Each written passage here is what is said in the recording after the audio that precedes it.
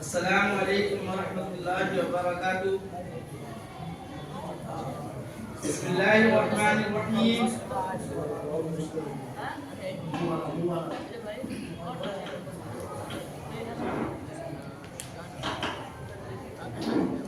بسم اللہ الرحمن الرحیم.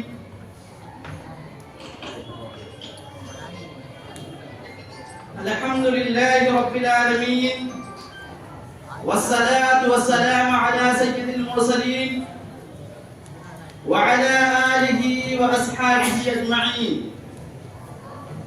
أما بعد، قال النبي صلى الله عليه وسلم: إنما العلماء ورثة الأنبياء، أو كما قال عليه الصلاة والسلام.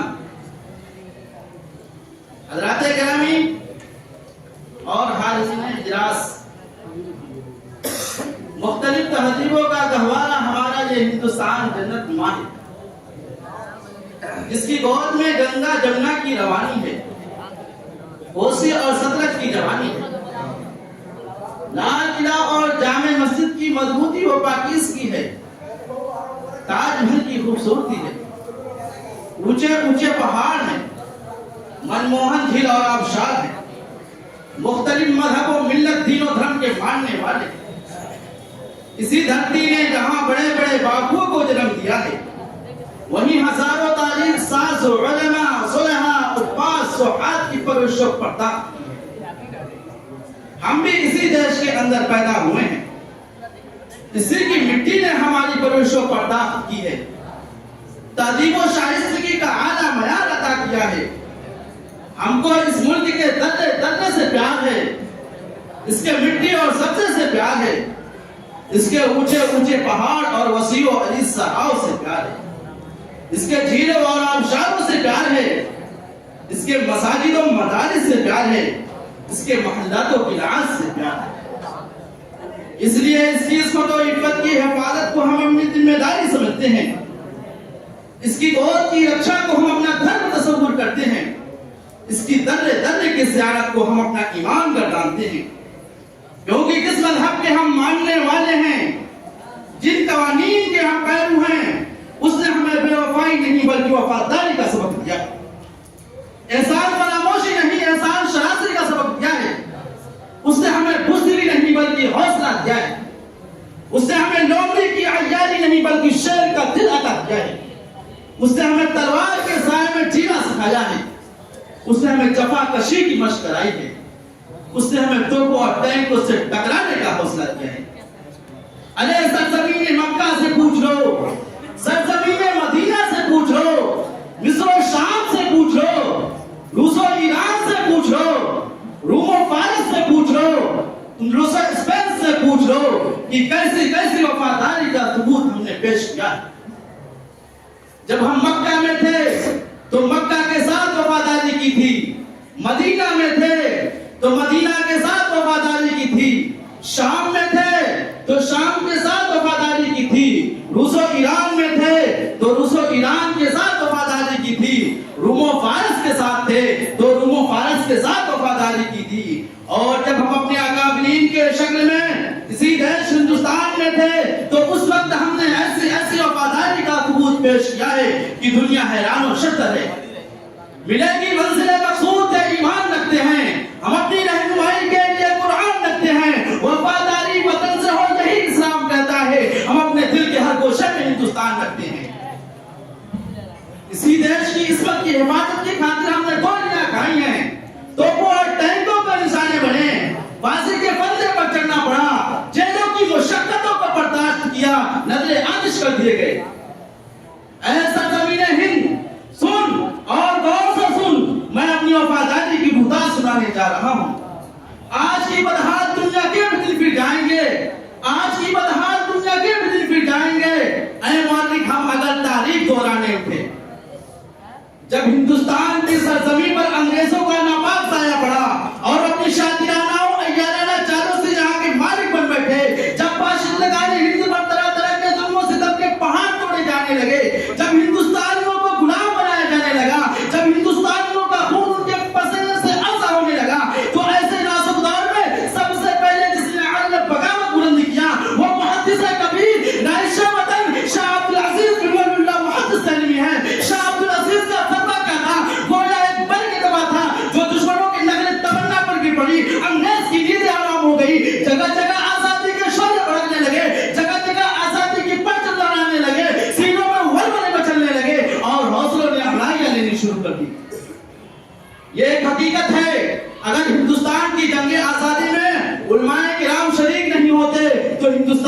آزاد نہیں ہوتا.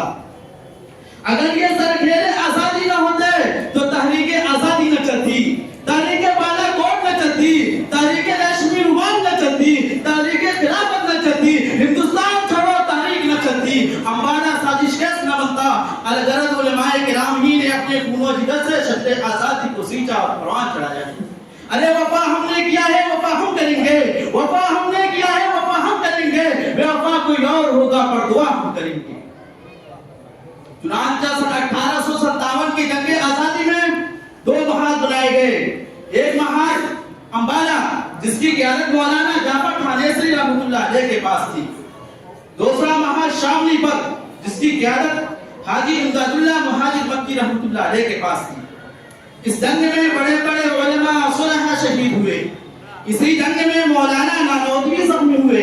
اسی جنگ آزادی میں مولانا گنگوہی زخمی ہوئے. اسی جنگ میں حافظ دامن شہید ہوئے. اسی سن 1857 کی جنگ آزادی میں 2 لاکھ مسلمان شہید ہوئے, جن میں 51,000 علماء کرام تھے. صرف دہلی کے اندر 500 علماء کو پھانسی کے پھندے پر لٹکا دیا گیا. اور سن 1861 میں 3 لاکھ قرآن کریم کے نسخے کو بدبخت انگریزوں نے جلا ڈالا.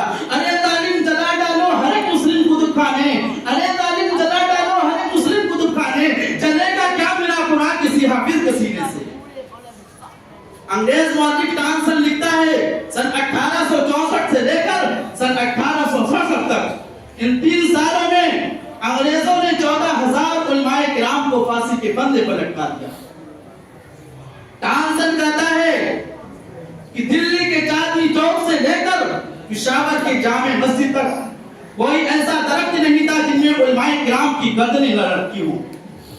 ٹامسن کہتا ہے کہ علماء کے جسموں کو تانبے سے داغا گیا. ٹامسن کہتا ہے کہ علماء کو سوروں کی گالوں میں بند کر کے تندوروں میں ڈال دیا گیا. ٹامسن کہتا ہے کہ علماء کو ہاتھوں پر کھڑا کر کے درختوں سے باندھ کر نیچے سے ہاتھوں کو چلا دیا گیا.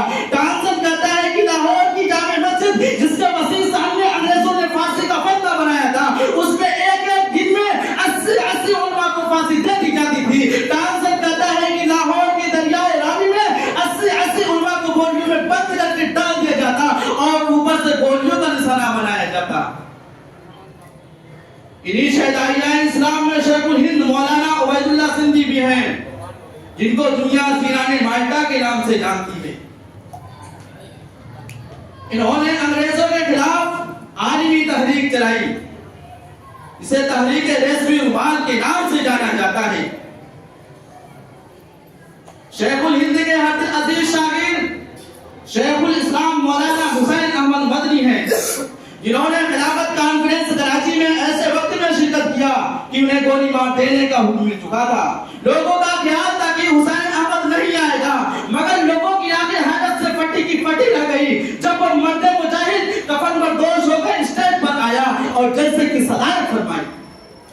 اسی کانفرنس میں حضرت نے انگریزوں کو بلبل اور گولیوں کو گل سے تشبیہ دیتے ہوئے فرمایا, لیے کرتی ہے بلبل چوچ میں گل, لیے کرتی ہے بلبل چوچ میں گل, شہید ناز کی تربت کہاں ہے. اللہ کا یہ شعر پڑھنا تھا کہ لوگ جوش میں آ کر مسلسل آدھے گھنٹے تک نعرے لگاتے رہے, اور پھر علماء کی قربانیوں اور اپنے ایک فتوے کے جانب اشارہ کرتے ہوئے انگریزوں کو مخاطب کر کے کہا, کھلونا سمجھ کر نہ برباد کرنا, کھلونا سمجھ کر نہ برباد کرنا, کہ ہم بھی کسی کے بنائے ہوئے ہیں. فرنگی کی فوجوں میں حرمت کے فتوے, فرنگی کی فوجوں میں حرمت کے فتوے سردار چڑھ کر بگائے ہوئے ہیں. وہ شجر آزادی کے گودے کے سیچا, وہ شجر آزادی کے گودے کے سیچا, تو پھل اس کے پکنے کے آئے ہوئے ہیں.